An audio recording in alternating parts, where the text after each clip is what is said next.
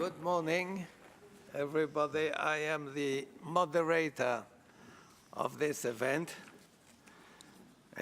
Excellencies, distinguished panelists, honorable participants, ladies and gentlemen, it's my honor and pleasure to welcome you today at this panel meeting on migration and human solidarity, a challenge and an opportunity for Europe and the MENA region. The migrant and refugee crisis has become the topic of the 21st century. The highest rise in the number of people on the move since the end of World War II has caught the world by surprise.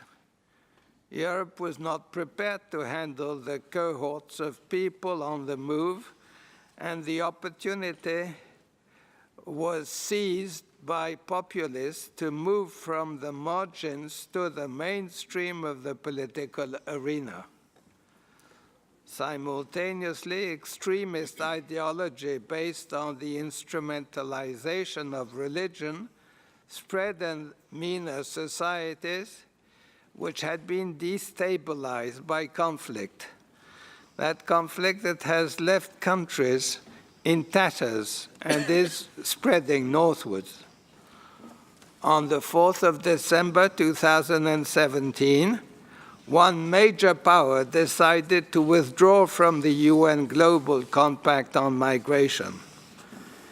The EU is divided between states that have shown human solidarity and that favor burden sharing, and those countries that have hosted fewer migrants and yet favor disengagement. Multilateralism and consensus building are being replaced by unilateralism and the fortification of advanced societies, and this is impeding the realization of global human mobility. In the MENA region, countries are left with no other option than to provide refuge to migrants and refugees that may add up to 25% of their own nationals. On the 6th of December 2017, UNHCR announced that in absolute terms, humanitarian aid collected had reached very high levels. However, it only represents approximately 11% of the total funding requirements for internationally displaced people. This funding gap creates an uncertain future for people on the move and for people who need refuge and seek protection. In summary, the current situation threatens the long-term stability of Europe and the MENA region.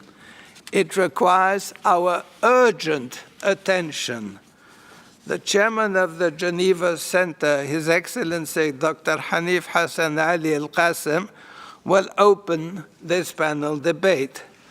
The Director General of IOM, His Excellency Ambassador William Lacey Swing, informed me that having had to travel outside Geneva, he kindly requested Mr. Hassan Abdelmunaim, IOM Senior Regional Advisor for North Africa, the Middle East, and the Gulf States, to read a keynote statement in his name. Renowned experts on the migrant and refugee crisis who have honored us today with their presence will follow suit. The first speaker to take the floor will be Monsignor Robert Vitillo, the Secretary General of the International Catholic Migration Committee. Monsignor Vitillo will offer us his inputs on the theme of intensifying dialogue and practical cooperation between Christians and Muslims in response to refugee movements and other forms of forced migration. Our second speaker will be Dr. Roberto Savio, the founder of Interpress Service and the Director of International Relations at the European Centre for Peace and Development. Dr. Savio will offer his contribution on the following theme: migrants, religion, and populism. The third speaker will be Her Excellency Ambassador Marie-Thérèse Pictet-Altan, the permanent observer of the Sovereign Order of Malta. Her guiding theme will be an alternative to the liquid graves of the Mediterranean. Fourth, from Brussels, we have invited Mr. Edward Rodier, the director of the Norwegian Refugee Council's Europe office.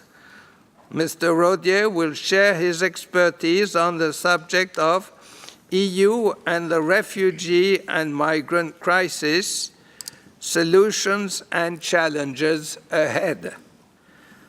Following Mr. Rodier's input, we will give the floor to Mrs. Dina Ionesco, the head of IOM's Migration, Environment and Climate Change Division. She will offer her insights into the role of IOM in responding to the adverse impact of climate change. And sixth, we will have invited Mrs. Christine Goyer, Senior Protection Officer on Mixed Migration with UNHCR, to give us her perspective on the role of UNHCR in enhancing refugee protection in the Middle East. The guiding theme of the panelists will enable us to assess different perspectives related to the causes and consequences of the migrant and refugee crisis.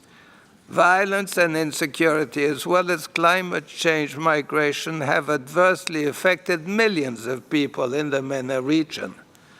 They have become issues of high importance on both sides of the Mediterranean. The reconceptualization of global human mobility is needed more than ever. There is thus need to promote a discussion of these major issues in their Europe-Middle Eastern interactive dimensions, rather than focusing on the two regions separately. In order to overcome the current crisis and harness the power of migration and human mobility, joint solutions must be identified. There must be a sharing of responsibility for hosting displaced people more fairly and proportionately. States and international decision makers must resort to dialogue and alliance building to identify a path that is in everyone's mutual interest and which celebrates diversity. Actions to enhance human mobility must be guided by the principles of international solidarity and justice in the longer term. A new post-conflict international funding plan must be drawn up to rebuild or create income-generating activities in countries of origin of refugees and migrants, and their return must be voluntary. Before I give the floor to our distinguished chairman, I'd like to draw your attention to the fact that the Geneva Centre, the International Catholic Migration Commission, the European Centre for Peace and Development, the Sovereign Order of Malta, and the International Press Syndicate have adopted a joint declaration to be put as a contribution to the commemoration of International Migrants' Day on the 18th of December. All participants are invited to read the declaration that should be distributed to everybody and to give their possible comments. The declaration is open for signatures until the end of tomorrow.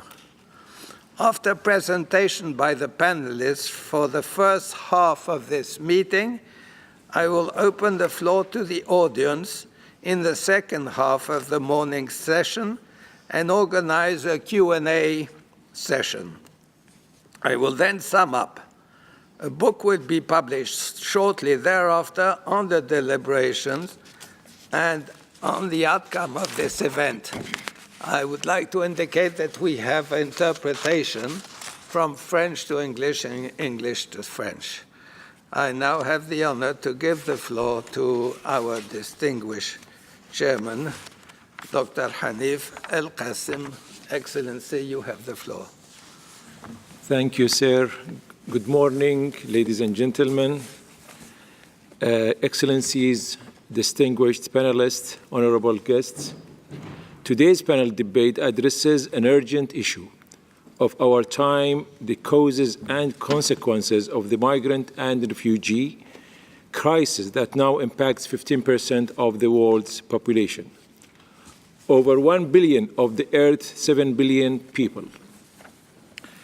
These 1 billion people are often lumped together into a large-scale number that obscures the person and dehumanizes the mass. Let us remember that these people, fathers, mothers, children who are labeled refugees, migrants, or internally displaced persons could be any one of us if our circumstances were different. Their plight demands our urgent attention and our most committed and creative spirit. The Arab region has been at the center of attention with the rise of violent extremism and armed conflict, forcing millions to seek better conditions. On the other side, the receiving community is increasingly marked by rising xenophobic population and a character defined by intolerance. The fear of the other is once again rearing its ugly head, and blaming victims of society's failures is often the norm.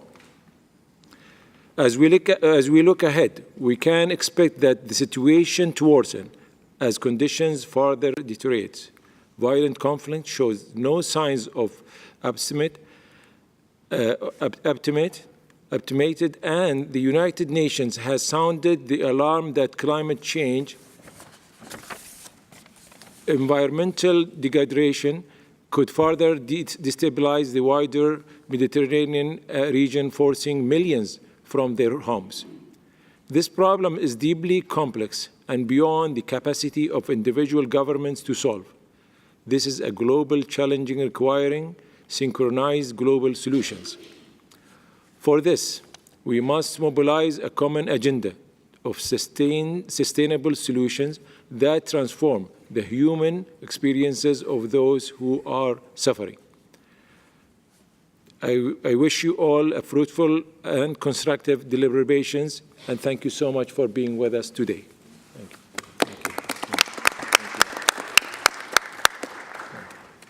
Thank you very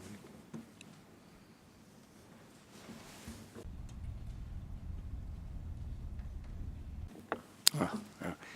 I thank our distinguished chairman for his inspiring speech, and now give the floor to Mr. Abdel Munaim from IOM, who has a message from the Director General of the organization. You have the floor, sir.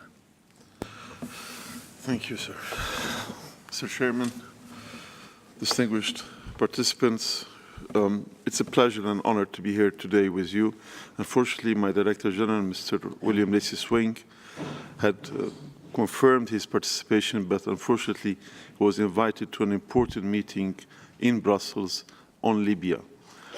So he had to leave this morning, and I'm grateful that Ambassador Jazairi has accepted that I deliver on behalf of my Director General a statement on this occasion.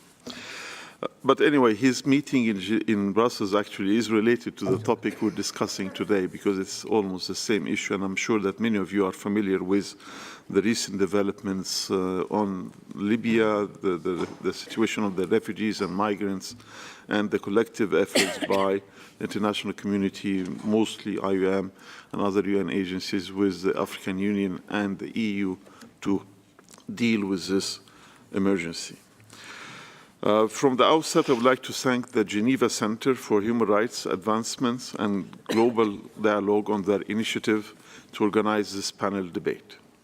The theme for this conference closely reflects IOM's own vision, namely that violence and insecurity, as well as climate change, migration, have adversely affected millions of people in the MENA region and have become issues of high importance for the countries in the region and in Europe.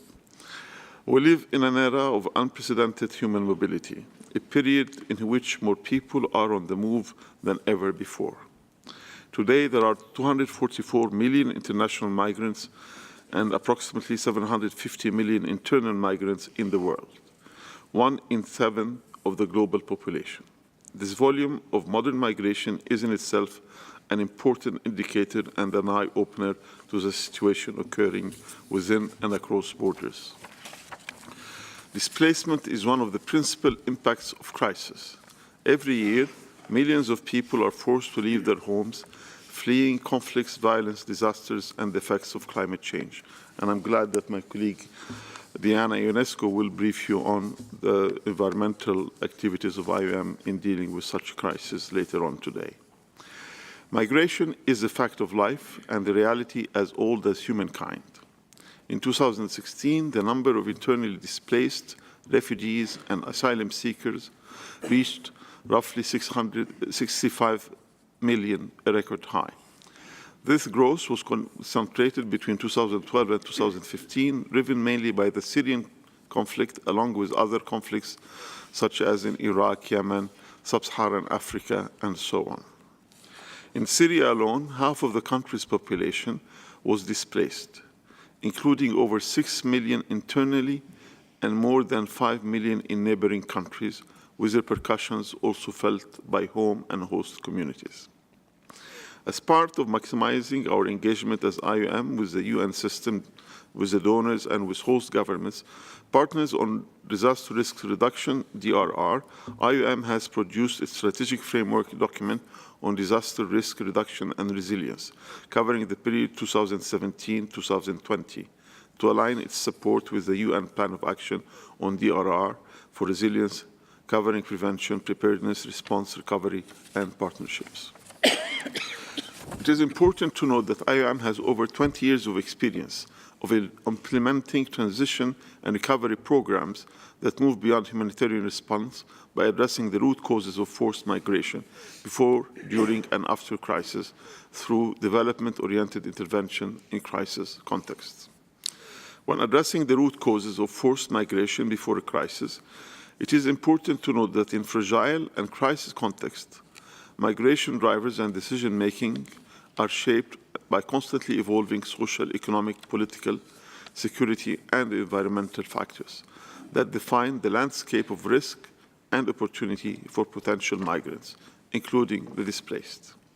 In instances where crisis and displacement can be forecast, there may be time to initiate preventive and preparatory measures that can mitigate the scope and scale of the emergency response and minimize risks and vulnerabilities.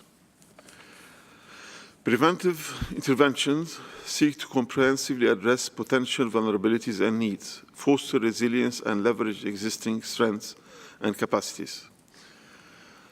Preparedness initiatives classically include contingency planning, stockpiling, coordination, arrangements, evacuation planning, public information, and associated training and field exercises, and can reduce the possibility of harm or loss and minimize risks and protection concerns associated with displacement. As part of IOM's commitment to seek viable prevention and progressive solutions to complex migration and displacement challenges, community stabilization initiatives are designed to address migration drivers and promote local capacity in order to mitigate or prevent the recurrence of displacement and irregular migration. When addressing the root causes of forced migration during a conflict, large-scale population influxes usually intensify pre-existing challenges, often in terms of economic pressures, unemployment, inflation, and reduced access to services. IOM focuses on inclusive approaches, considering local economic, social, cultural, security, and environmental dynamics, while at the same time targeting the population as a whole, thus avoiding perceptions of preferential treatment and further aggravating tensions with the hosting communities. If our efforts are preemptive, we can help mitigate potential impacts of protracted displacement situations, reduce aid dependency and the prevailing sense of limbo, and support the process of recovery. In this regard, it is important to stress that socioeconomic inclusion ensures that the displaced will not only be in a much better position to fully contribute to their host communities, economy and society, but also acquire skills and assets which will contribute to a more durable solution. After a conflict, some people return, some locally integrate, and for others, circular migration or other forms of mobility are the best solution.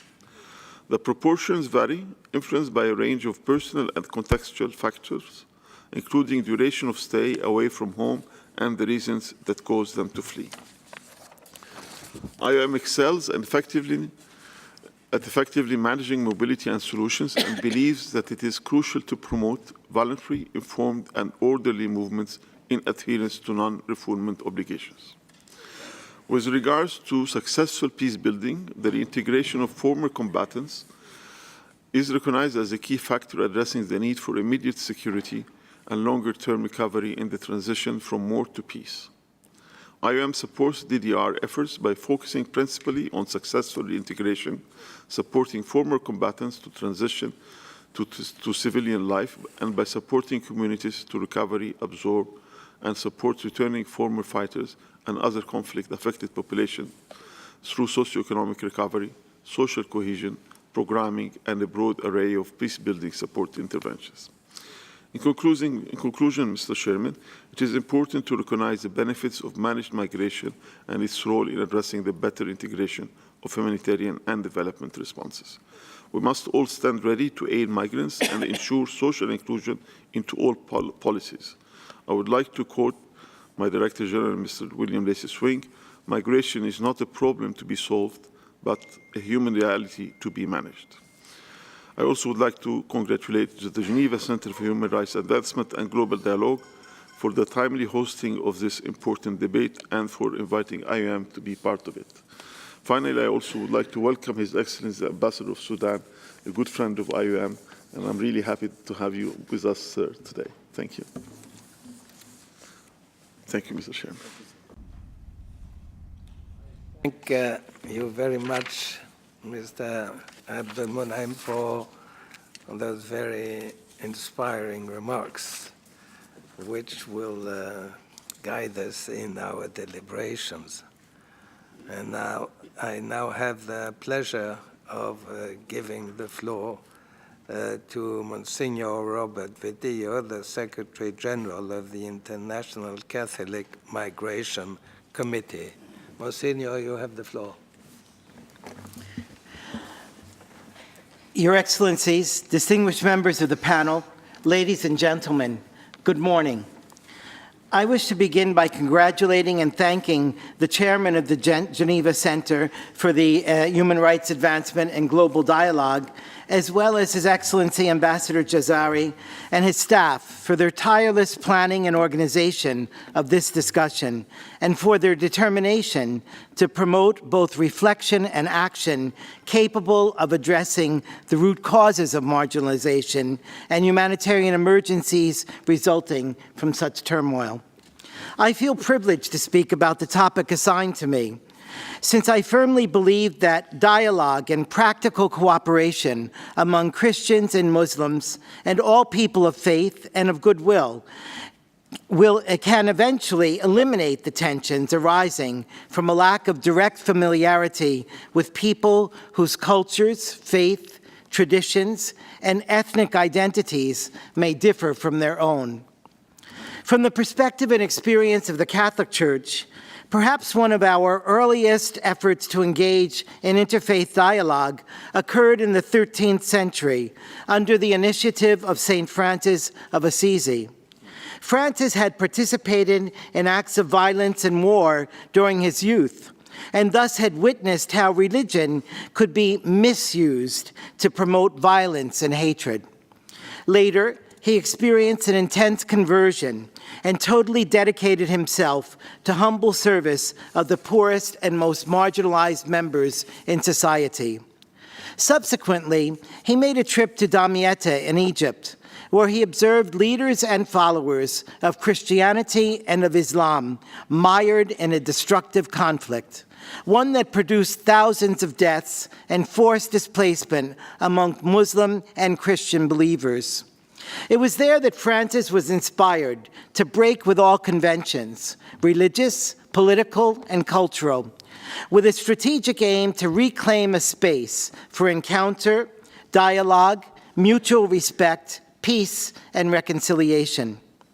Thus, he deliberately journeyed to the Muslim camp and begged for an audience with the Sultan al-Kamil.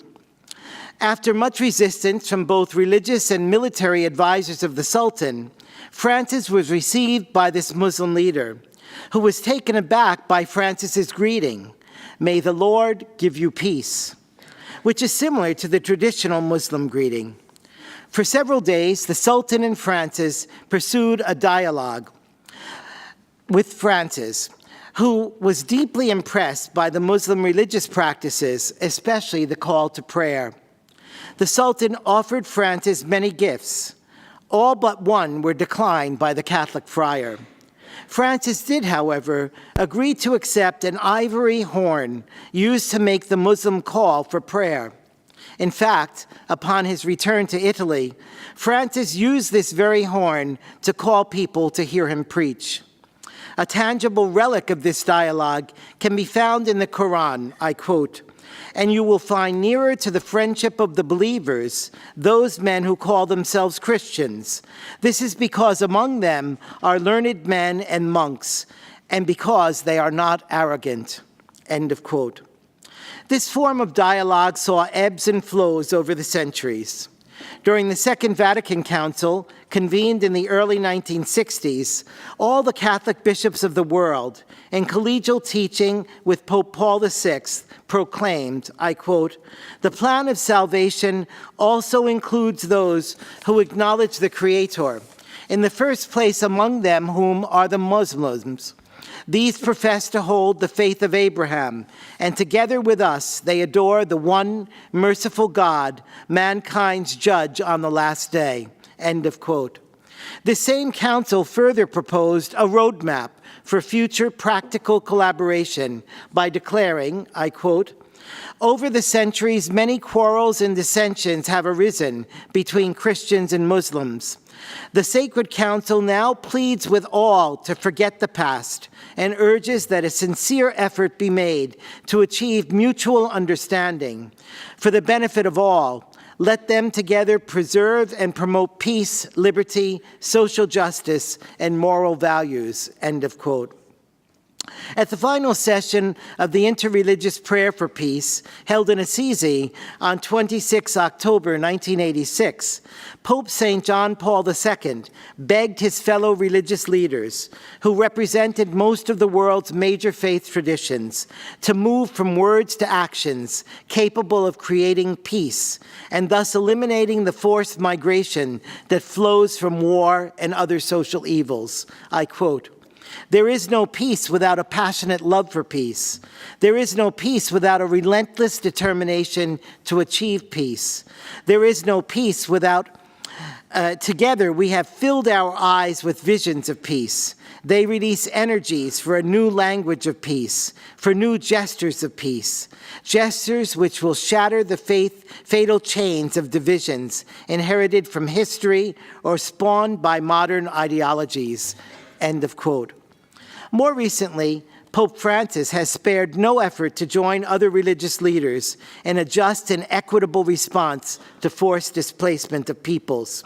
After traveling together with the Orthodox Patriarch Bartholomew to visit the refugees on the island of Lesbos, the Pope offered to bring back 3 Syrian Muslim refugee families to be resettled with the help of the Catholic Church. I believe that this is the type of real-time, real-life dialogue that manifests the shared values and concerns of both Christians and Muslims, who not only believe in the one God and Father of us all, but who also put their faith into practice by welcoming the stranger and protecting the most vulnerable. It was this same spirit that motivated Pope Francis to share tears with the Rohingya refugees and to beg their forgiveness in the name of all who persecute them. Subsequently, he met with leaders of faith from many traditions and declared, I quote, "This dialogue and cooperation in the service of our human family entails more than mere tolerance. It challenges us to reach out to others in mutual trust and understanding, and so to build a unity that seeks diversity not as a threat, but as a potential source of enrichment and growth," end of quote. While traveling around the world to visit programs sponsored by the International Catholic Migration Commission, or ICMC, I am filled with the hope that springs from such dialogue and cooperation. Moreover, I believe that our everyday collaboration among people of different faith communities already is promoting integral human development. One day, these efforts, in turn, will transform migration into a free choice rather than a forced necessity for millions of people escaping religious and ethnic persecution, the destructive rages of war and conflicts, abject poverty, and discrimination based on ethnic, religious, social, or political prejudice.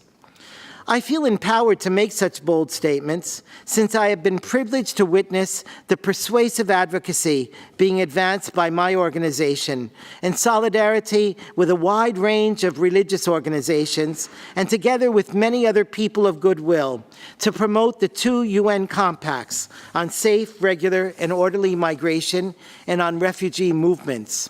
I can give testimony to the efforts of ICMC's Muslim and Christian staff members based in Jordan, Malaysia, and Pakistan, who together with refugees themselves reach out to mend the deep scars of sexual and gender-based violence, especially among refugee women and children. In Islamabad, I marveled at the creativity and genius of both Muslim and Christian refugee children when I joined them for an evening of art, poetry, and song. And finally, on the Pakistan-Afghan border, when I entered each of the refugee camps in which ICMC sponsors medical care, livelihood training, and both social and legal assistance, I was filled with gratitude and joy as the Muslim leaders in each camp met with me, the Catholic priest, and assured me that our ICMC programs were much appreciated because, I quote, "You, ICMC, treat the refugees with respect and recognize their dignity, and you put the human person at the center of all you do," end of quote, and thank you very much.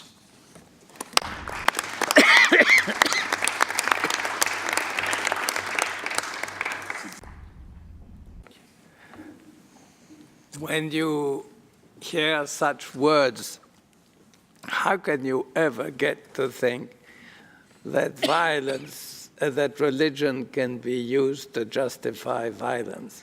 Religion is about love, and what Monsignor Vitillo has said is exactly that. And he has quoted from Islam as well as from Christianity, and the Quran also says that your God is our God, and to him we are submitted. Your God is our God. How could we have such a tension between religions today as a pretext for exercising violence? It is the instrumentalization of faith that is dangerous. Faith is beautiful and is a source of convergence, but the instrumentalization of faith is evil. I would now like to give the floor to my dear friend, Dr. Roberto Savio. You have the floor.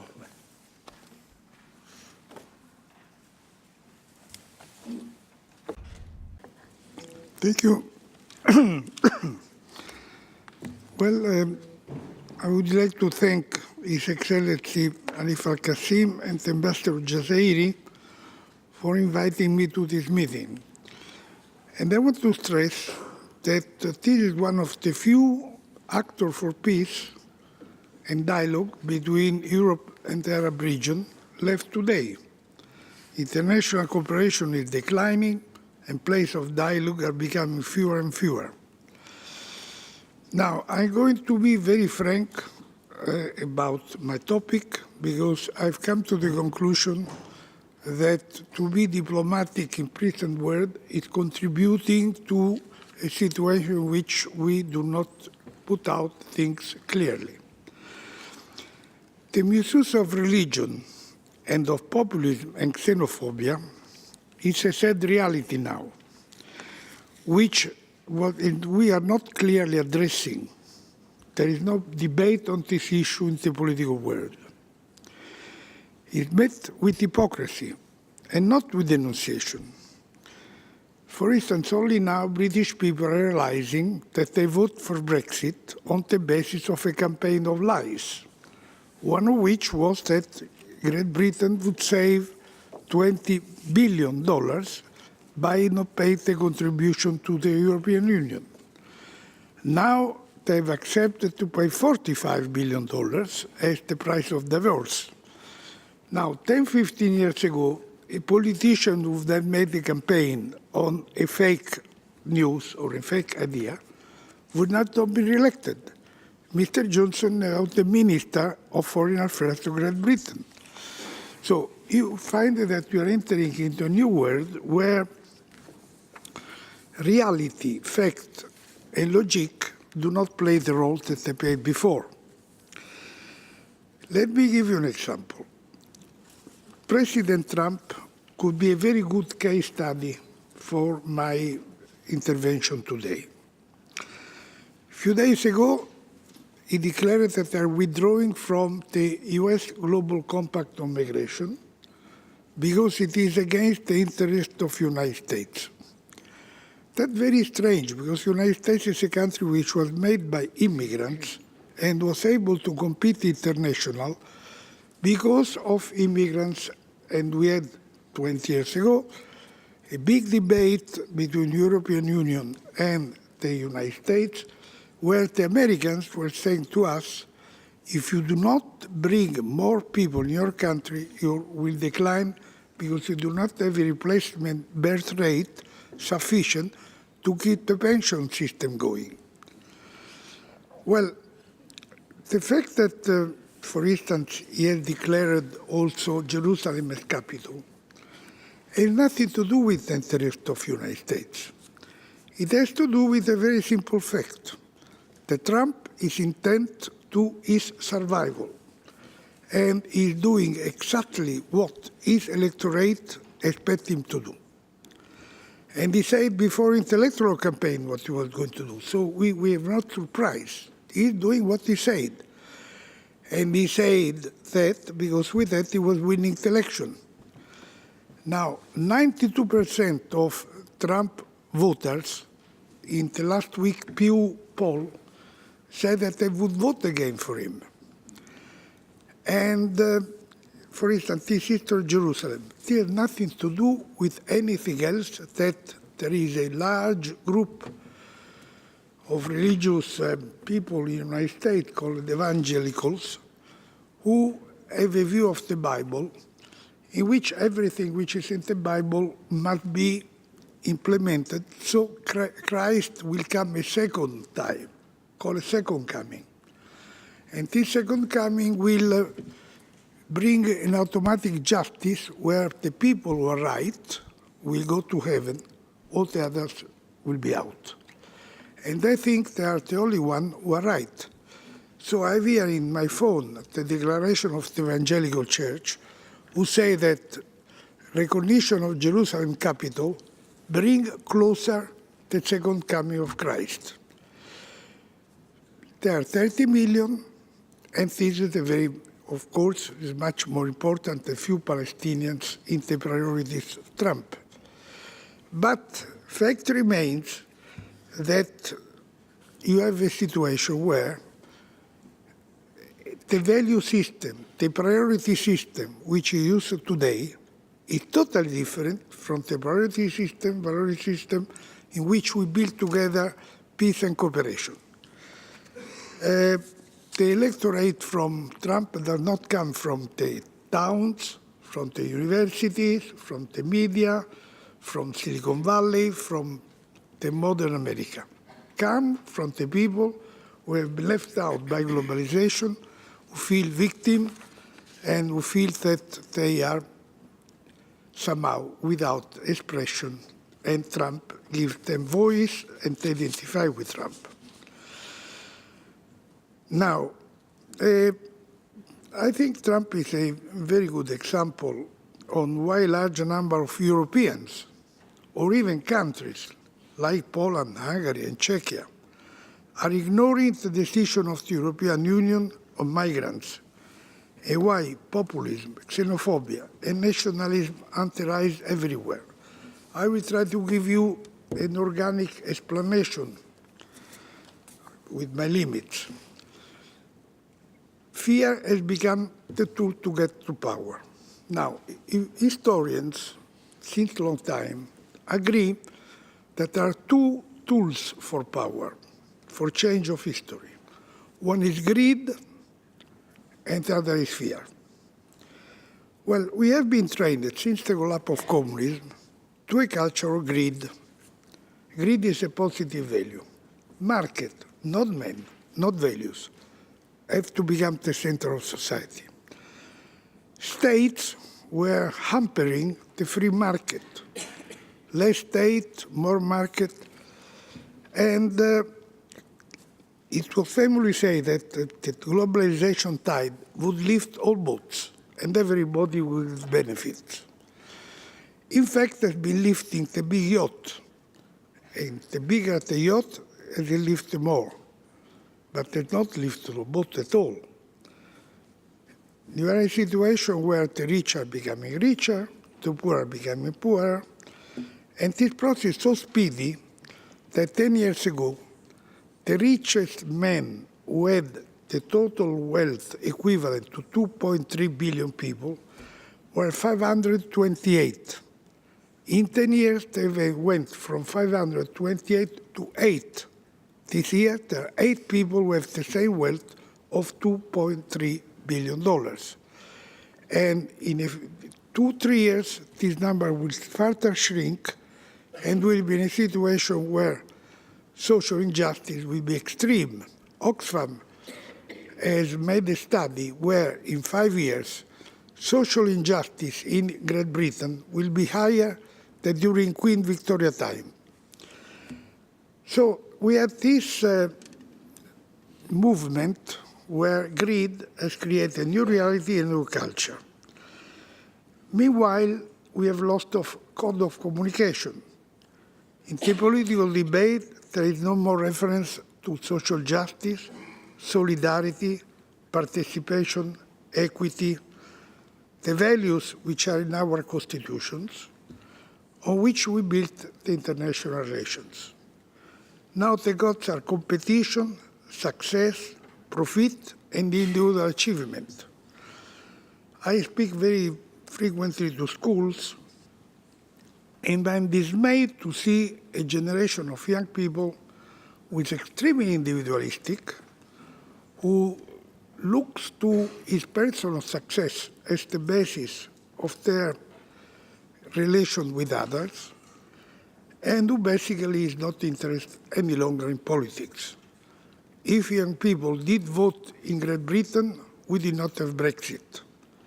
And they are not voting anywhere. And I understand that. In Italy, in the last budget, the government passed a rescue plan of $30 billion for 4 banks, and all the total budget of support for young people was $2 billion. So there is a reality which is that the gap between citizen and political institution is growing continuously. The only voices who are reminding us of justice, solidarity, are the voice from religious leaders. Pope Bergoglio, the Dalai Lama, Bishop Tutu, and the Grand Mufti Muhammad Hussein. They are the only ones who keep speaking of values and principles on which to work together for a better society. And now that media have become a part of the market, and they do not speak so much about what happens, well, we are reaching a point where we are finishing our situation. I think that now that fear has succeeded to greed, let us remember that until 2010, until the great economic crisis, the xenophobe parties were very, very little minority. Then, because of our invasion in Libya, Iraq, and in Syria, we got millions of displaced people on which we have a direct responsibility were coming here. And what we do, we look at them as invaders, and we set up walls and barbed wire. So this has become a toxic theme. We cannot speak about need of immigration. And we go on in a situation where this drama is happening because nobody is making a clear speech on the fact that we need immigration. We should regulate immigration, but we need immigration. And I think that if we are not able to get out from this combination of greed and fear and come back to a different value system, well, man, who is the only animal who does not learn from past mistakes, is going again through blood, destruction, and misery. So I strongly advocate that we create new alliances where we work together to bring values and men at the center of the system. Thank you.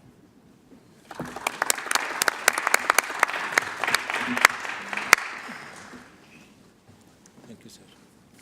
Thank you very much, Dr. Savio, for shaking out complacency. And indeed, if fear and greed are the only motivations for human action, then we will be very pessimistic about the future. Let's hope that dialogue and consensus building will get a hearing. I now have the pleasure of giving the floor to Her Excellency Marie-Thérèse Pictet-Altan, and you have the floor, Madam. Thank you. Mr. Chairman, Excellencies, dear colleagues and friends. I wish first of all to thank the Chairman of the Geneva Centre for Human Rights Advancement and Global Dialogue and His Excellency Ambassador Idriss Jairi for having invited me once again to participate in a panel discussion on issues of deep concern to us all. The topic you have chosen is very timely indeed, as we are in the midst of the preparatory processes leading up to the adoption of the two global compacts, respectively on refugees and migration, as already mentioned by Monsignor Vitilio. The detailed and well-documented concept note before us illustrates clearly how the unprecedented influx of migrants and refugees is affecting many societies in the Middle East and North Africa. The Sovereign Order of Malta has been carrying out its humanitarian activities in this region for many years. And as I have been asked to address the guiding theme, an alternative to the liquid graves of the Mediterranean, I would like to share with you some initiatives we have taken to save lives and alleviate the suffering of those in desperate need of help. Since 2008, medical teams of the Order of Malta's Italian Relief Corps have been deployed on board the vessels of the Italian Coast Guards and Customs Officers patrol boats in the southern Mediterranean and on board the vessels of the Italian Navy since 2014. This volunteer corps, which consists of doctors and nurses, provides first aid and administers life-saving therapies to the refugees crammed into unseaworthy boats arriving from North Africa and the Middle East.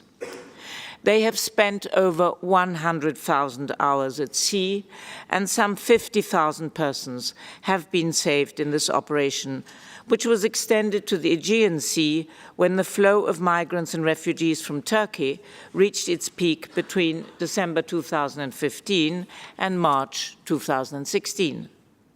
The cooperation of the Italian Navy has now been expanded by a medical training mission for future Libyan instructors as part of the European Naval Force operation EUNAVFOR Med Sophia, launched with the aim of preventing migrant deaths in the Mediterranean Sea, countering the criminal networks controlling human smuggling and trafficking, and training naval personnel in Libya, departure point of the boats overloaded with migrants. 6 health teams from the Order of Malta's Relief Corps participated in the training of personnel from the Coast Guard and the Libyan Navy. The objective is to provide them with the abilities and skills necessary for coastal patrols to improve security in Libyan territorial waters and develop search and rescue capabilities and health practices useful for first emergency so that they can save more lives at sea. Besides the Order of Malta, Frontex, the European Border and Coast Guard Agency, UNHCR and IOM are participating in the training which is being carried out in various stages. A further example of the Order of Malta's engagement in the Mediterranean is at the diplomatic level. Together with the British think tank Forward Thinking, the Order established a working group in 2015 to discuss key humanitarian challenges related to migration flows.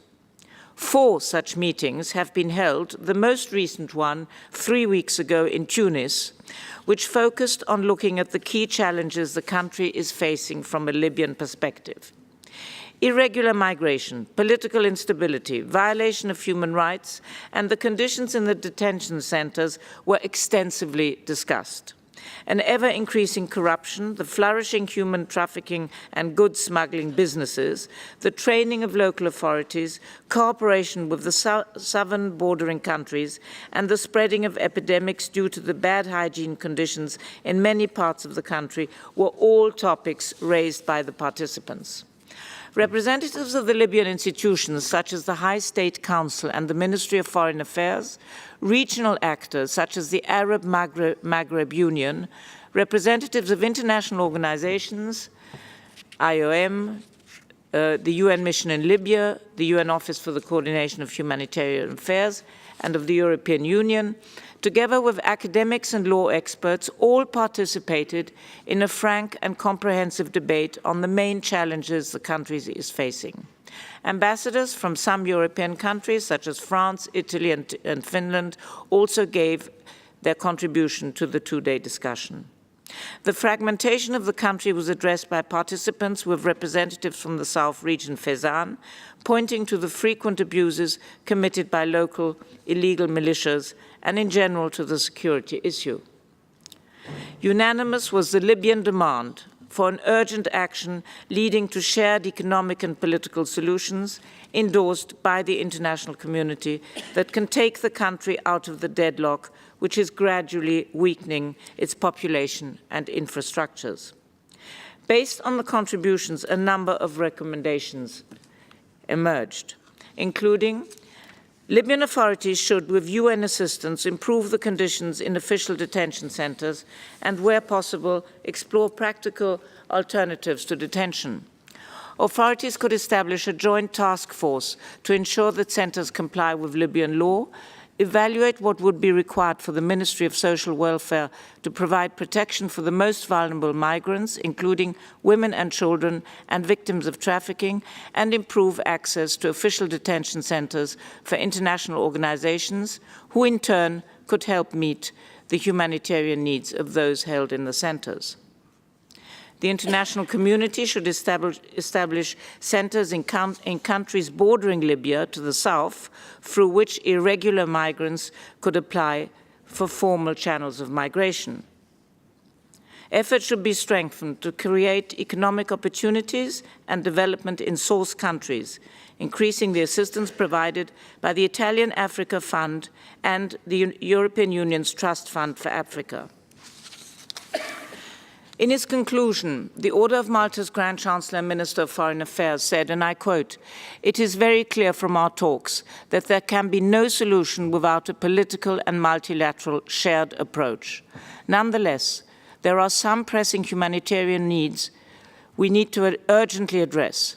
The international community must keep the focus on the target of the humanitarian assistance, the migrants and refugees detained on unclear legal grounds, but also on the hosting community, which is in dire need of assistance."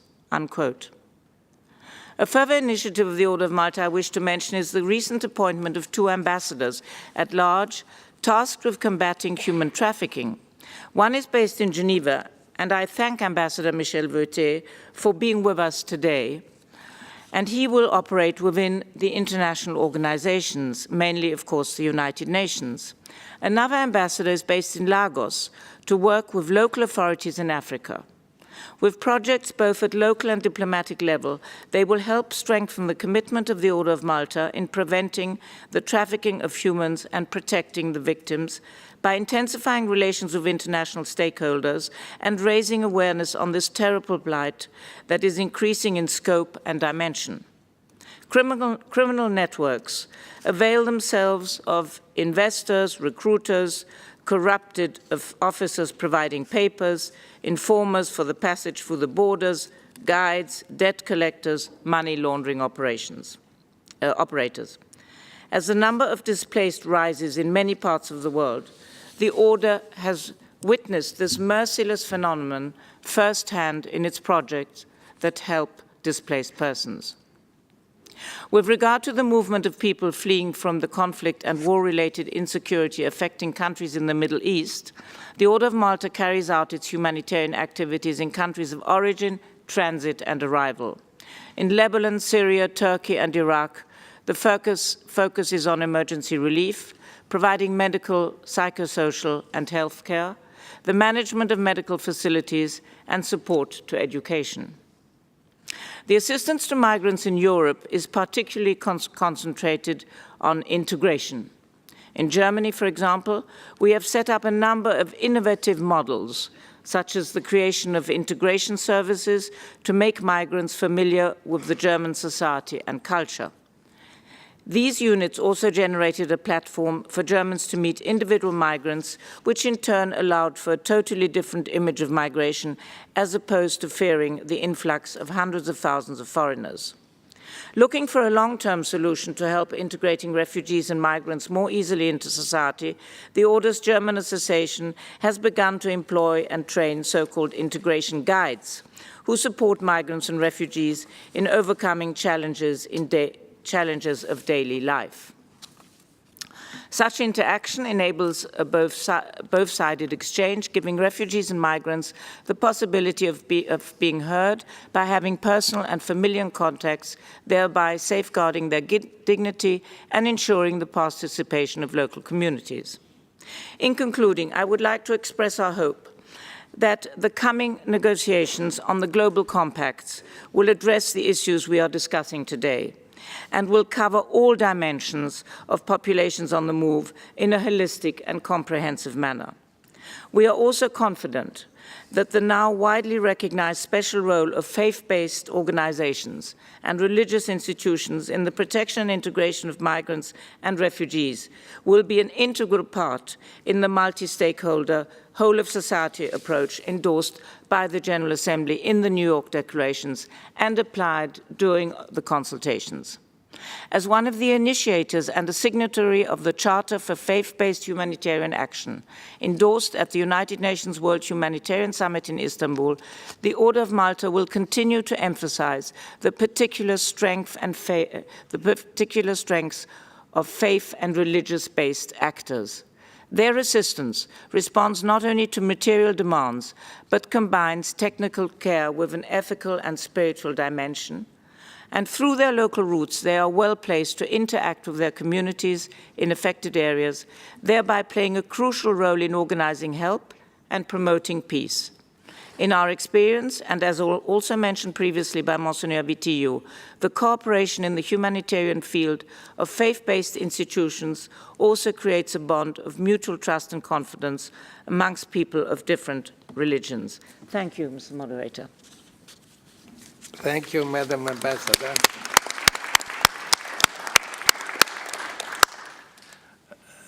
When you look at the trans-Mediterranean migration flows of in 2015 as compared to 2017, you see that there has been a considerable decrease. The figures I have are 220,000 people moved across the Mediterranean in 2015, and only 15,000 in 2017. But so that could be at least an element to reduce the fear in the north that there would be a sort of an invasion. At the same time, it's not all good news, because the methods which have been utilized to reduce this flow of migrants have not always been very humane. And the over-securitization and the inhumane manner of treating migrants is a problem. You can do a lot with the use of force, but these people are escaping the use of force in conflict against them, and they find themselves exposed to another resort to force by those that are supposed to provide them with protection.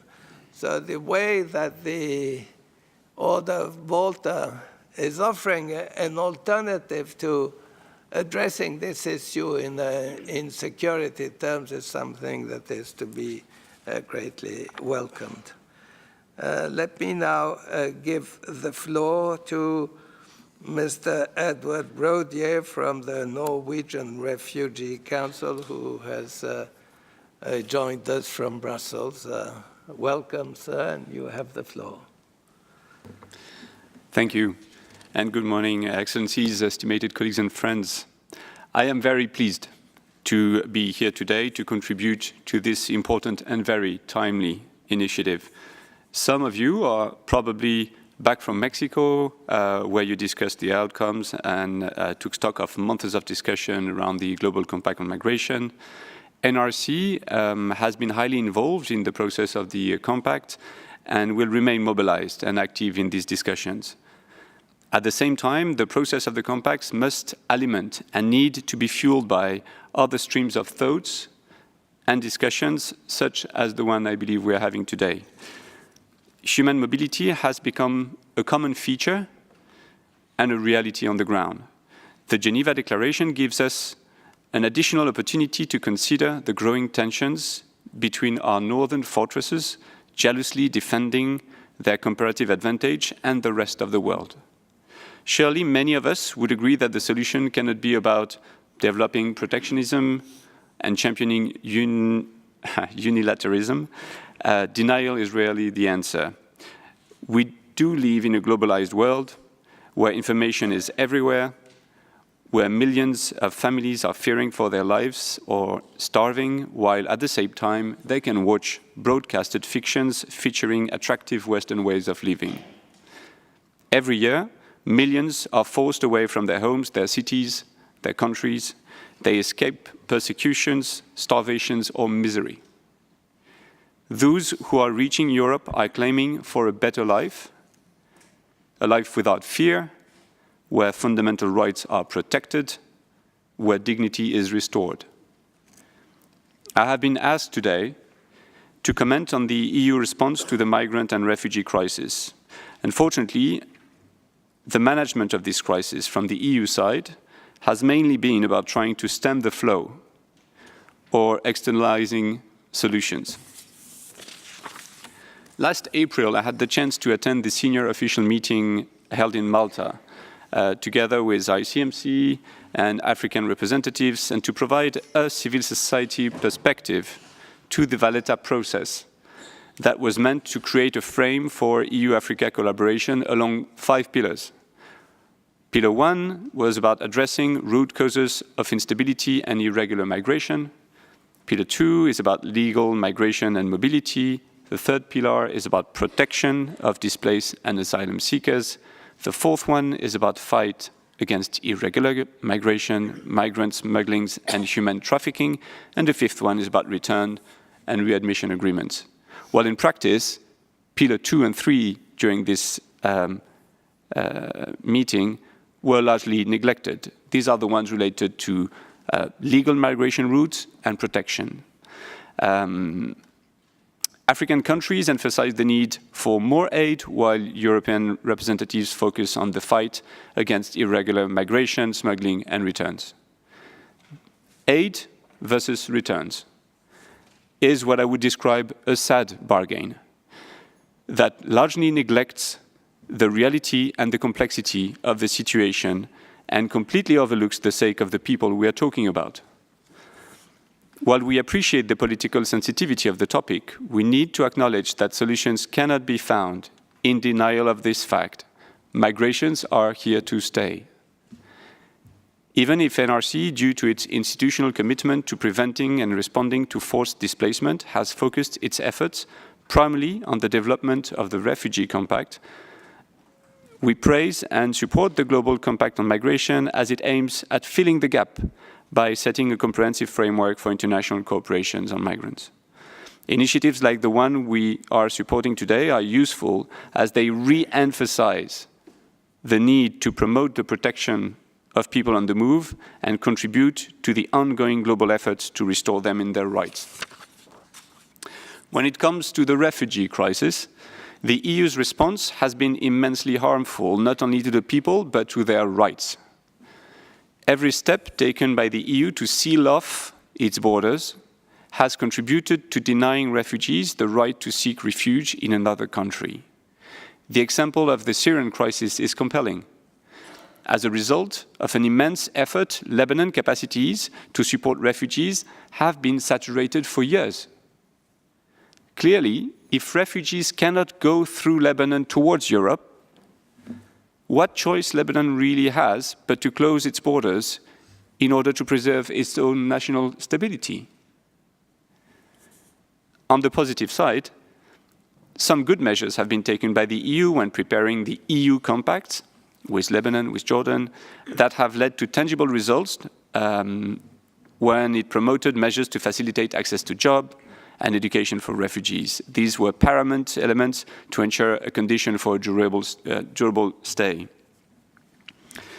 But even in the EU compact process, the idea remained to keep refugees away, and Syria's neighboring countries have continued to be those taking the largest share of responsibility in the response to the refugee crisis.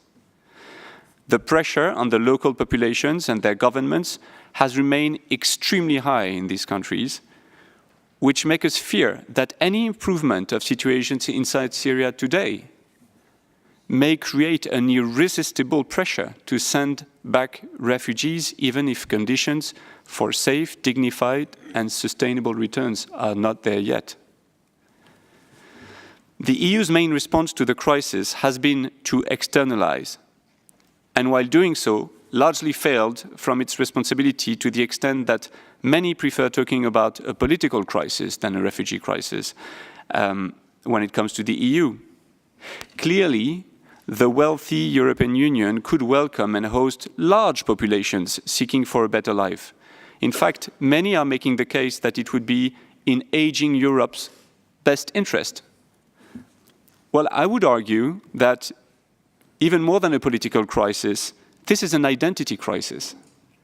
I am sitting in Brussels that hosts the governing bodies of the EU, ruled by the Lisbon Treaty, that states, I quote, "The European Union's fundamental values are respect for human dignity and human rights, freedom, democracy, equality, and the rule of law." And it adds, "The main goal of the European Union is to defend these values in Europe and promote peace and the well-being of the citizens." The EU response to the refugee and migrant crisis has made these values sound strangely disconnected from the reality. A responsible approach to European fundamental principles cannot be about externalizing the response or organizing large money transfer to support the effort of others. Principles and charters are meant to create a frame for our actions. It is in time of crisis that they are put to the test. That will reveal who we are. The recent decision from the US administration to pull out from the CRF creates a very poor environment for refugees and should call for Europe to take back its leading role in the defense of refugees' rights. Currently, it is difficult to see where else we can find champions. And when EU leaders are struggling to reconcile their values and the political pressure from their electorate, we have a problem that leaves it to us, the civil society, to support them by proposing ways, exploring options, supporting initiatives. This is what the Norwegian Refugee Council has been doing for years in the field when assisting and protecting victims of situations of displacement. This is what we do here in Geneva by contributing or steering many discussions to the Global Compact and promoting notably the inclusion in the Compact of the notion of responsibility sharing mechanism. Sharing, monitored by a new global platform group as a way to hold member states accountable. And this is why this new declaration today needs to be supported, as it contributes to the mobilization and provides us an additional opportunity to confront ideas and formulate propositions. Thank you.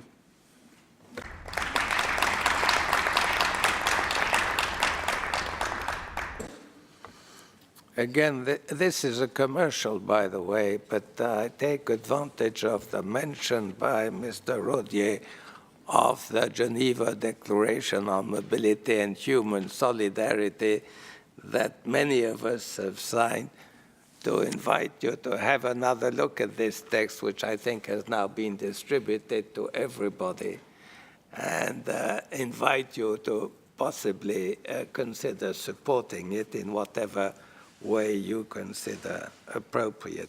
I thank Mr. Rodier for his contribution.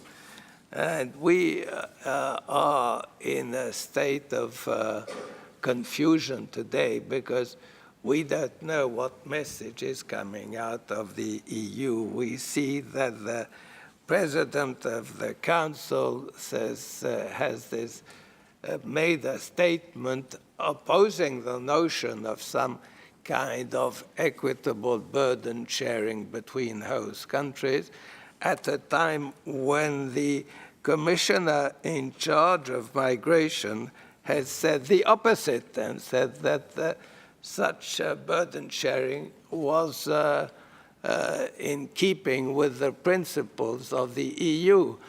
So we are worried because we see these internal divisions.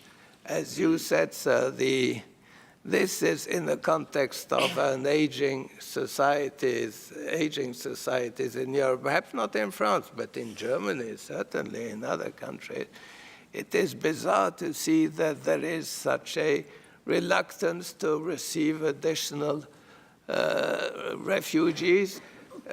I think that the percentage of refugees in Europe is, I don't know whether I get my figures right with the zeros that come after the comma, but it's either 0.02% of the population of Europe as compared to something like 25% for Lebanon, for instance. So it does seem that there is some degree of flexibility that could be considered by the EU. And the point you made, I think, is very important, that the EU proclaims its commitment to some really basic values, the right to life, the right to freedom of opinion. These people are on the move because they've been denied this right to life or right to freedom of opinion. And yet, the countries that advocate these rights are the ones that oppose that deny them the right of getting the protection of their rights, of these basic rights. So I think it's important, as you say, that it's in times of crisis that principles proclaimed can really be tested, and that the sincerity of those that proclaim it is also tested. This is a testing time, but if I were to give my opinion, I would say that Mrs. Merkel, who reconciled the notion of human solidarity with that of well-understood self-interest of aging Germany, who took the political risk of opening the doors for 1 million refugees. She's the one that should be getting a Nobel Prize, because this is something, it's a message which, as I say, is both one of solidarity, but of common sense as well. And she's taken some political risk. She's getting the flak for having done that. But this is what leadership is about. Emir Abdel Qadir used to say there are two kinds of leaders: those that stand behind their troops to be protected by them, and those that stand ahead of their troops to lead them. Mrs. Merkel was of the second category. Let me now give the floor to the next speaker, and I give the floor to Mrs. Dina UNESCO from IOM. You have the floor, madam.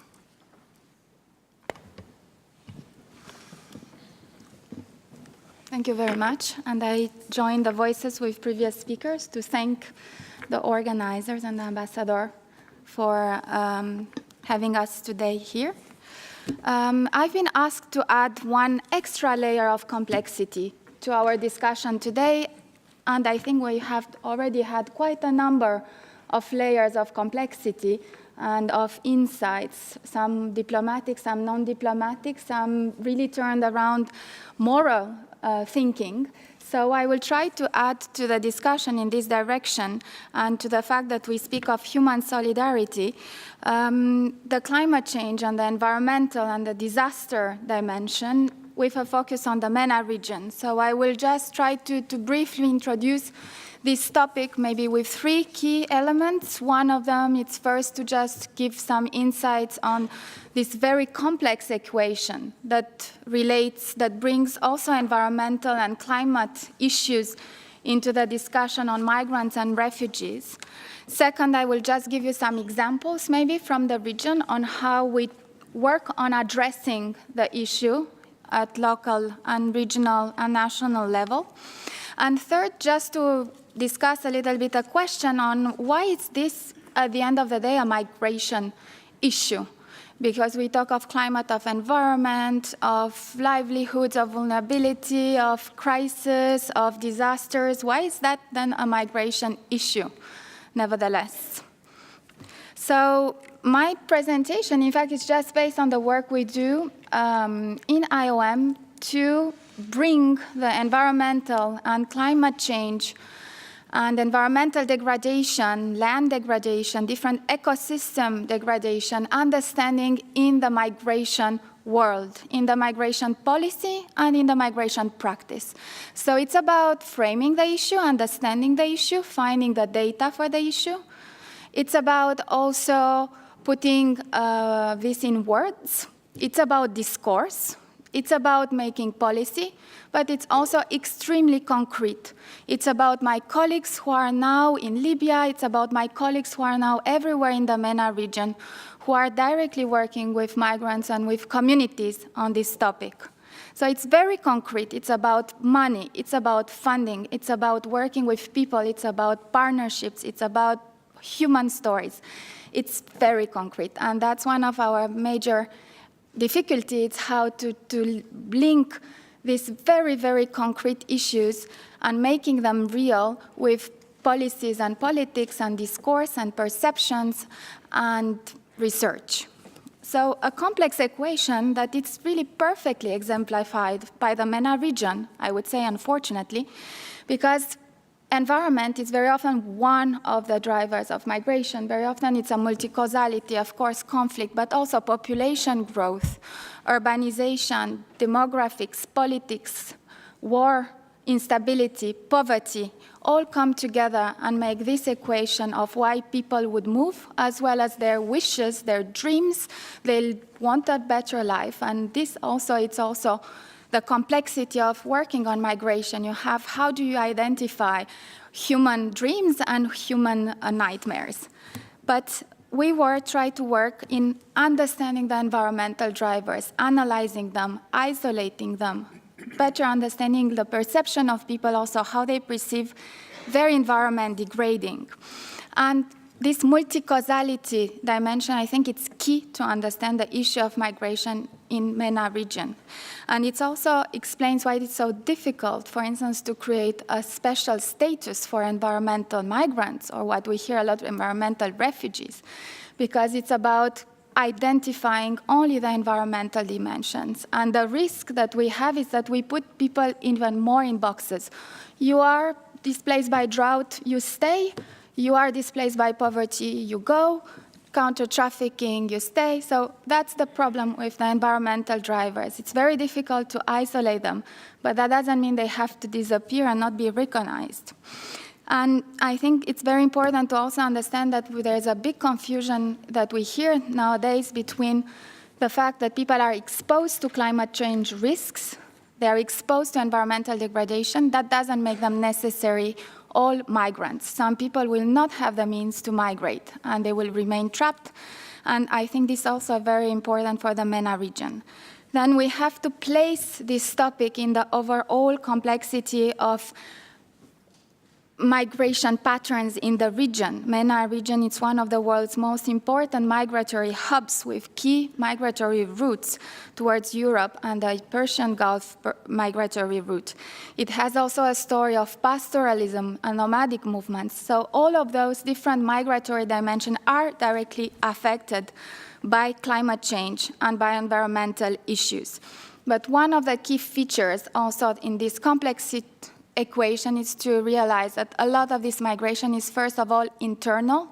So it's a matter of internal management of migration in terms of maybe agriculture issues, urban, rural issues. And a lot of this migration, as we see it evidenced from our research, it's regional, intra-regional. So that's why it's key for intra-regional collaboration at migration level. So climate change is already affecting the MENA region very strongly and in very direct ways. So for instance, to give you some examples, one of them is the key issue of rising temperature, heat, extreme heat. And I can show you this, one of the studies on extreme heat and different scenarios. And you can see how heat stress towards 2025, 2030 will be a key issue that will be a driver of human mobility in the MENA region, because some of the region will be just unable or not habitable anymore for people to stay. And that's related to droughts as well as accelerated desertification. And we can see even most capital cities in the Middle East already face months of exceedingly hot days every year. Another element that is key for the MENA region is water. Water scarcity, water exposure to water stress. If you read the IPCC, the Intergovernmental Panel on Climate Change reports, water issues are key there. And I encourage you also to look in our work, for instance, on water and human mobility, and trying to understand again, how much is it climate change impacts on drought and less rarification of water resources? How much is man-made? Also, poor management of water resources, pollution, and land salinization as well, and bad practice of management of waste. So water scarcity will be also an issue, as we know already how rainfall projection will decline according to different warming scenarios. Another area of key importance for the region is oceans. And this from a Malta perspective and from other small island states also voices, it's key. It's about loss of fisheries, it's about loss of ecosystems, and it's about coastal erosions, and it's about sea level rise and projection of sea level rise. So that's another key dimension. And of course, all of those are related to very complex loss of livelihoods. For instance, 70% of the MENA region's agriculture production is rain-fed. So you imagine that this is a domain, an area that means that it's extremely vulnerable to any fluctuations in temperature and in precipitation. To give you then in my second part just a few examples of IOM's work. IOM's work, it's about migration. So it's about before people move, while they move, and after they moved. So we address the environmental issues before. It's about disaster risk reduction or solution for people to stay, so invest in water management so people do not have to move. It's about the migration process, so people, for instance, displaced by drought, displaced by floods, and how we can support them with humanitarian action. And also it's about, at the end of the road, also how you return, for instance, in a sustainable way. And this comes back to the discussion on returns, which is extremely complex. We see it in our own operation. How can we green our returns when we are under such a pressure to support the collective and individual return of these people? An example I wanted to just showcase to you, it's the work in Morocco, that it's extremely interesting because it showcases also how much this is about communities hosting migrants and the pressure that it means for the communities that are receiving migrants. Another key program I wanted to mention to you, and I know I don't have much time, it's about Egypt and Abu Qir case studies, where we did a project that's called the Tales of the Two Cities, that in one project shows you in the low-lying delta all the issues of urbanization, of displacement, of population pressure, or informal settlements, of sea level rise, and what kind of solutions can be brought. To conclude, I wanted to make a third point. And the third point is, why is this a migration issue? Because it's an ocean issue, it's a food issue, it's an agriculture issue, it's an environmental issue, it's a human rights issue, it's a disaster risk reduction issue, it's an infrastructural issue, it's a climate change issue. That's why we strongly worked for migration to be in the Paris Agreement and in the follow-up of implementation. But why is it a migration issue? And I think this is what my final message is. It's that we believe from everything we see, from all the work and the evidence and the work we do with migrants, that today, in our world, in our contemporary world, if you want to do migration policy and practice, and you imagine that climate change is not existing, your policy will be totally irrelevant. So it's an encouragement to think, first of all, that many people do not want to move, so to invest in climate action to support people not to move. But it's a strong encouragement to also think that migration is part of livelihoods, it's part of the way of being of human beings, but it's also a pressure because of climate change impacts on human livelihoods. So we should better be prepared. And one of the ways to prepare is to put in place migration policy that can respond to it at consular level, at intra-regional level, at bilateral level, at border level, at returns level, at all levels of the policy practice. With this, I really thank you very much. And just to conclude, one little other thing, which is a personal note after listening to a lot of the Puerto Vallarta GCM discussions, environment and climate change, it's still very much the invisible part of this discussion. I was personally very disappointed by what I've heard. And it shows also how difficult it is for all of us to just connect these policy domains. Because the same countries spoke about it at climate change in Bonn 2 weeks or 3 weeks ago, and the same countries are in Puerto Vallarta on migration, and it's so difficult to connect them. We also have this difficulty in our own work organization. So I thought on this, it's not to be pessimistic, it's just to be a bit more pushy on connecting the two. Thank you very much.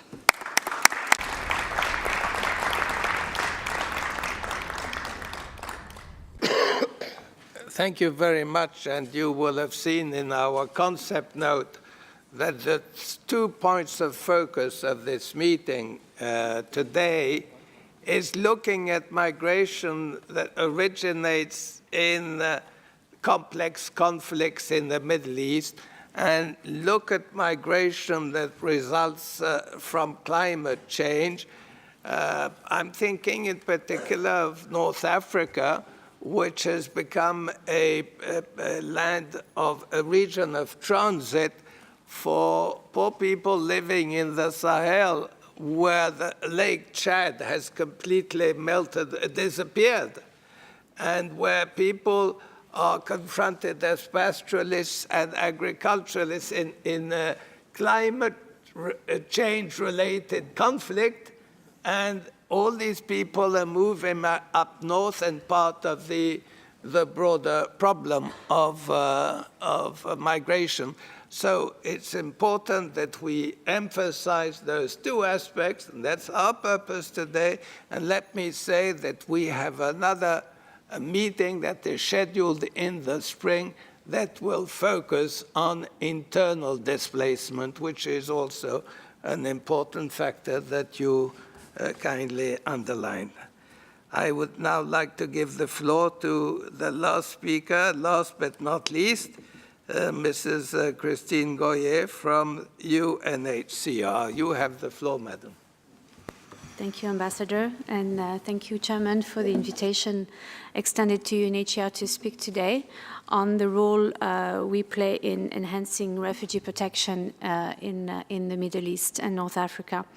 I think I just wanted to start with an overview of the situation in Middle East that, of course, you are all very familiar with, but for humanitarian organizations like UNHCR and for all the other ones working with us, it's a very, to say the least, challenging working environment. We're talking about, of course, the war in Syria and the displacement inside and outside of Syria. We're talking about the situation in Iraq that has also yielded a lot of movement.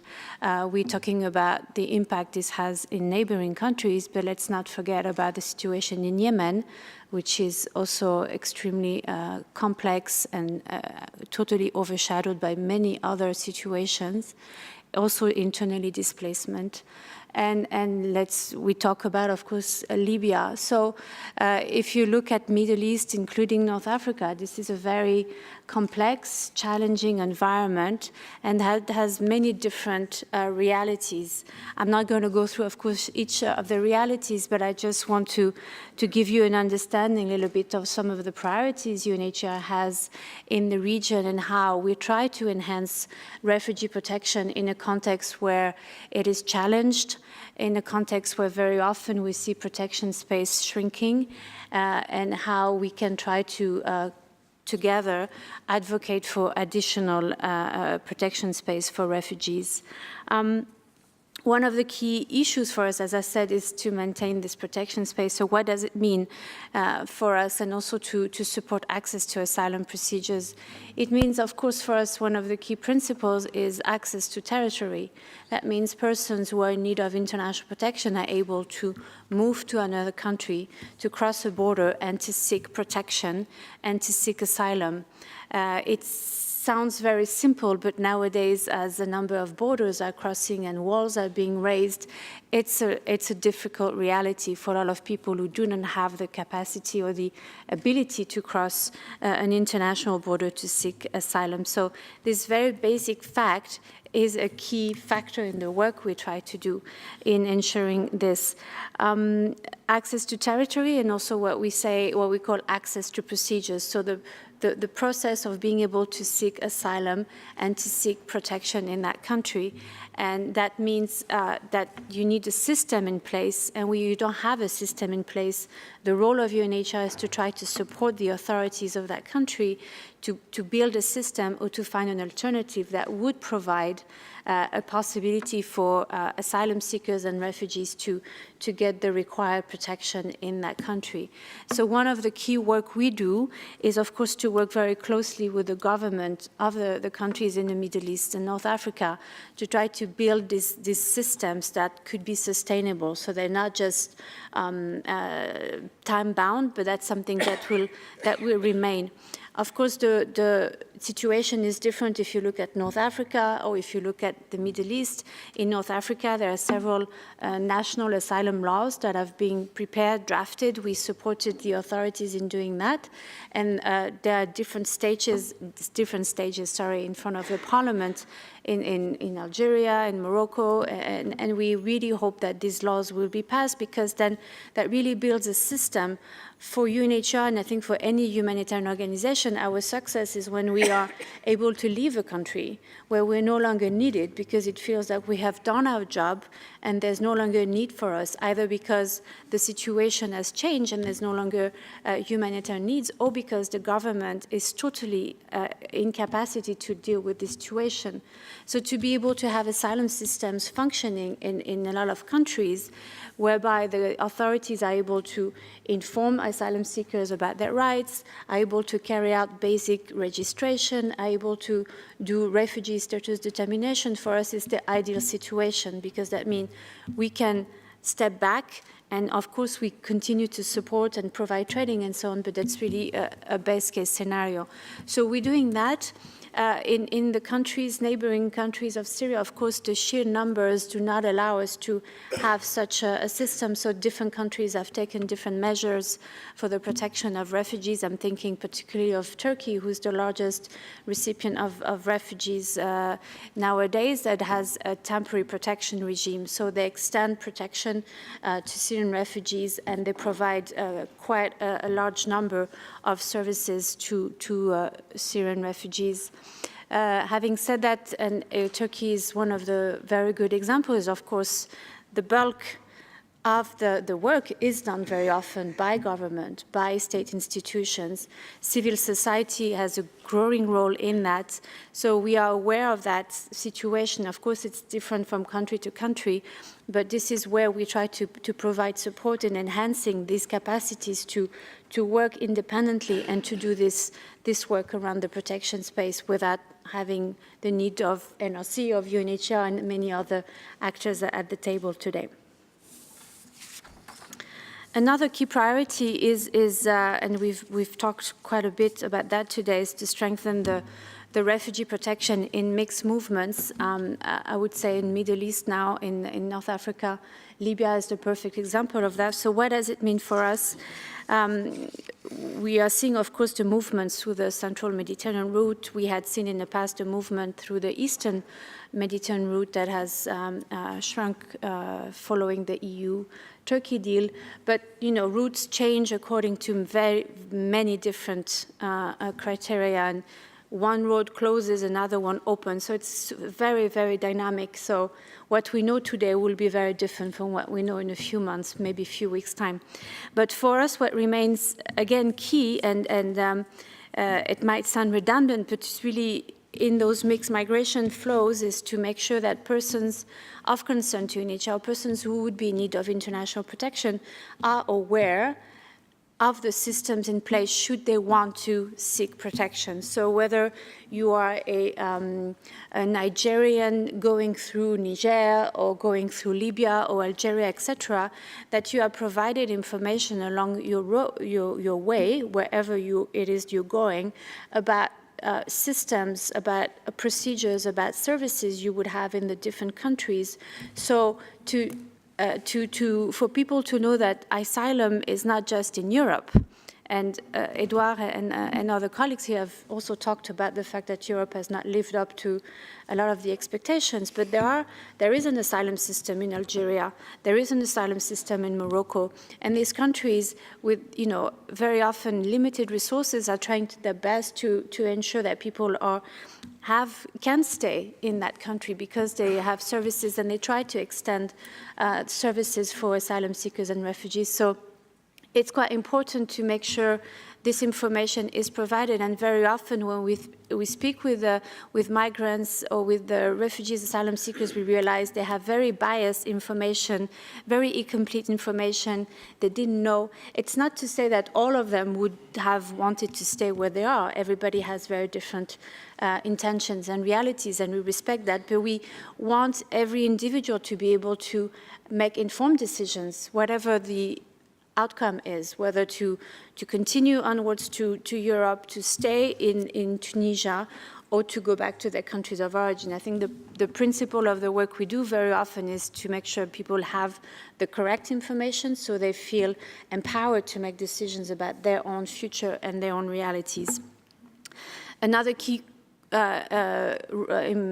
priority for us is, of course, to prevent refoulement, so to ensure that people who cannot go back to where they come from usually to their country of origin and not forced to go back, because in that country they would be facing ill treatment, torture, and other situation that usually qualifies them to become refugees. So working on not just opening the borders, but on managing the borders, on identification of persons in need of international protection, on explaining the international legal framework, even if for countries who are not signatory to the 1951 Convention, is a key component, because that's the cornerstone of the work we do. If you need to flee your country for whatever reason, being sent back is the worst for us, but also is the worst for the individual. So that remains, and you will, if you're aware of the work of UNHCR, it is really something we repeat all the time, because it is key.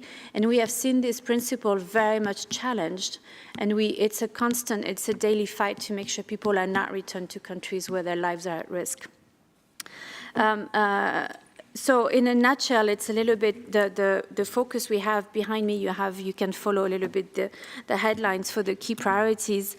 Another work we do very much is into providing safety from violence and exploitation. Here, I would say it's really the direct interventions we can do with refugees in countries that have experienced violence and exploitation, so in provision of multi-sectoral services, whether they need health services, legal services, psychosocial services.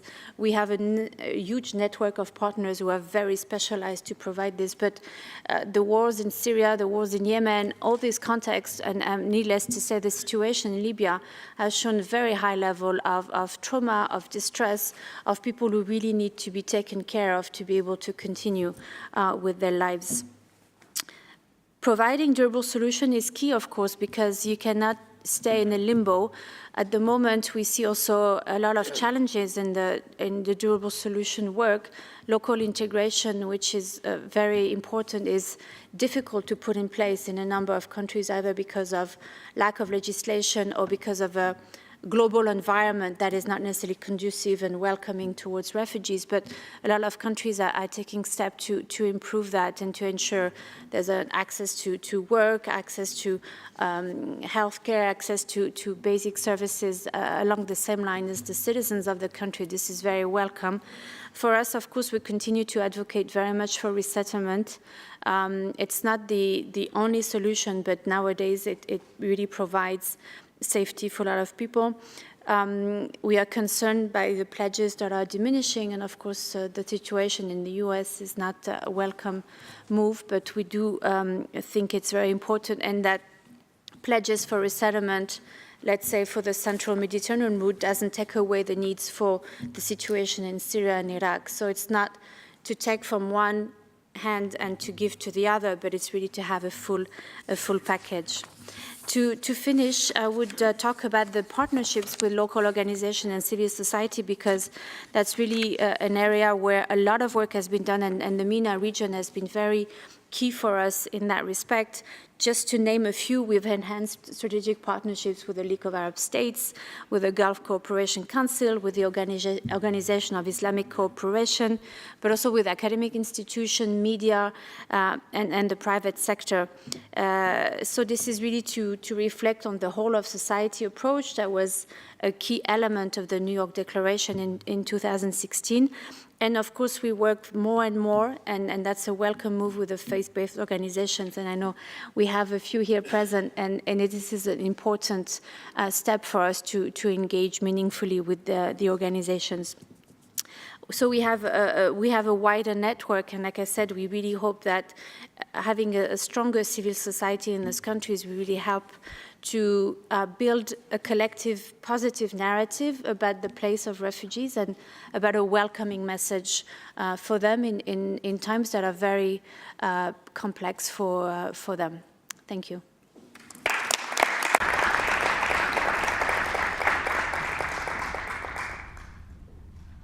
Thank you very much. I think what you said indicates that we need to move from rhetoric to action, and the indications you provide are very encouraging. What you do specifically with particular countries to facilitate access of refugees, what you do with regional groups We need to take action on three levels. Action on preventive of a preventive nature before the problem arises to try and anticipate. Action of a humanitarian nature to address a problem when it's there and you need to do something really quickly.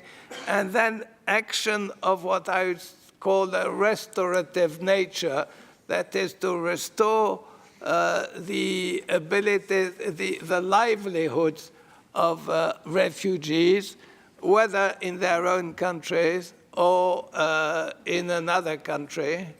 And there, I think, the dividing line is what was said, I think, by Mr. Rodier, where he said the important thing is people are going to continue to be on the move. Mobility is part of globalization. What's important is that if people migrate, they do so voluntarily and not forcibly.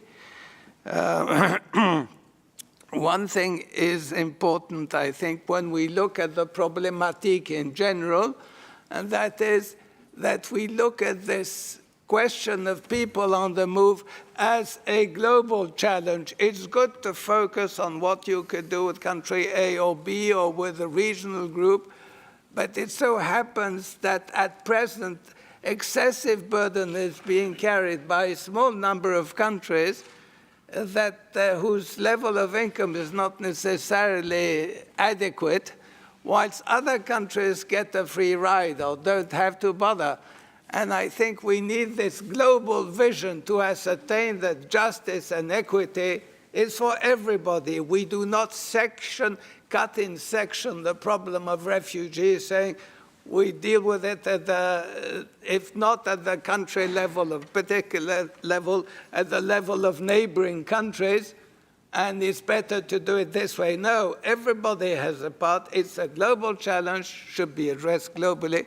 We've talked about many cases. We haven't talked about the Sudan, and my brother, the ambassador of the Sudan, is with us, and I would like also to join Ms. Abdel Munaim to extend to you my warmest greetings, and to say that Sudan is also playing a role as a host country that is insufficiently recognized, is getting flows of refugees from Eritrea, now increasing flows from South Sudan and from many other countries in the region, and is not getting the support and recognition that its